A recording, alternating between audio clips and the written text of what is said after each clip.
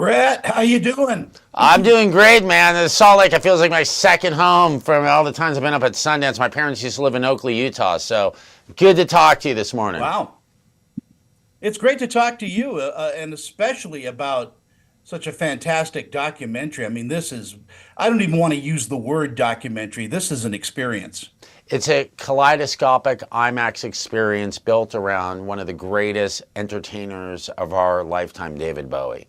And it was a film that, you make films because you want to see them. And I'm going to say this, I made this film because I wanted to hear it. I wanted to hear David Bowie in IMAX 12.0 and just be immersed in it. That was the original idea, do like a Fantasia. And it became something so much more than that after I had access to the archives and was able to get in there and review all of David's materials. I always want to ask what's left on the cutting room floor after you edit something like this, because you have to have mountains of scenes that didn't make it into the movie.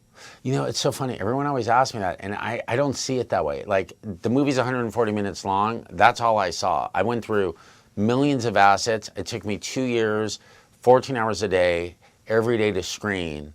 But at the end of the day, what I put up there is really all that I can, at this point, really recall. That was it. I mean, it really, what needed to be in this film really sort of spoke to me. And was there anything that jumped out at you as far as David's life that you didn't know? Everything was a reveal and a mystery to me. I liked his music before I started working on this film, but I never studied him, and I had no idea of his life philosophy as something being so singular and granted. David understood from the moment he arrived that he appreciated the brevity of time we have on this earth, and he wanted to have the most adventurous life that any one person could possibly have. And when you hear that as a sound bite, it sounds like, okay, sure, yeah, right. But watching it unfold over 2 years in front of my eyes was the most awe-inspiring experience. I've had access, I believe, I think I have the best job in the world. I have had access, unlimited access, to some of the greatest minds of our lifetime. Jane Goodall, Kurt Cobain, Abby Hoffman, Robert Evans.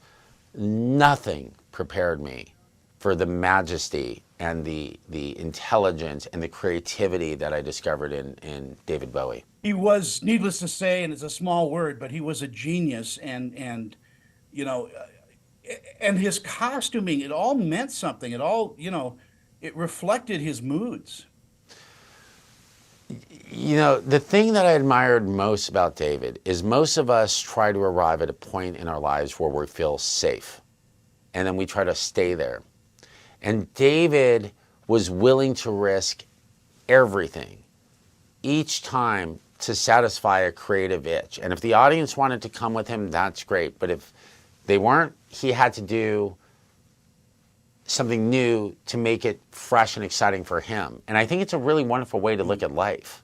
The film is deeply spiritual. I got to tell you, I don't want to get too heavy. I had a heart attack right at the beginning of production, and I flatlined. I was in a coma for a week. And I didn't know, my life was a bit out of control. I was workaholic.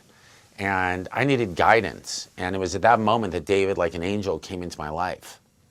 And he kind of provided me with a roadmap on how to lead a more balanced and fulfilling life. And I think that when audiences experience this film, you're going to get a kind of adventurous movie that's sort of probably unlike anything you've ever seen.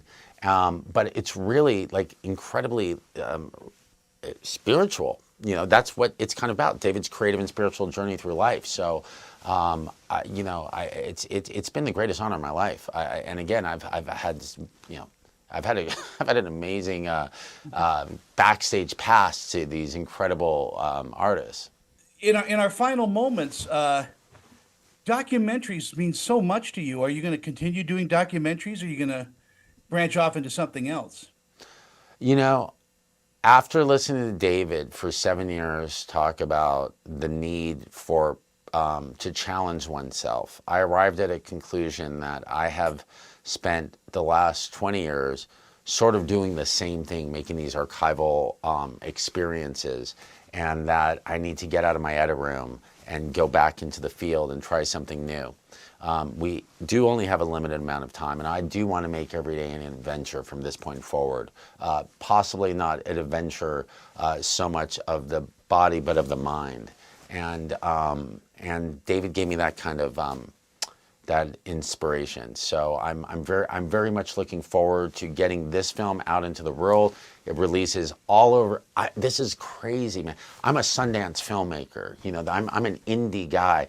We are going out globally today on IMAX. We're in Singapore, Australia, Turkey, Japan. I mean, like all over the planet. And I'm just like, wow. And I have to say, because I know you're in Salt Lake, I was birthed, if you will, at the Sundance Film Festival. And so it means a lot to me to be speaking to people in your community and who've been so supportive of me throughout my career. Thank you. It's such a pleasure to talk to you. Thank you so much. You too. Really appreciate it.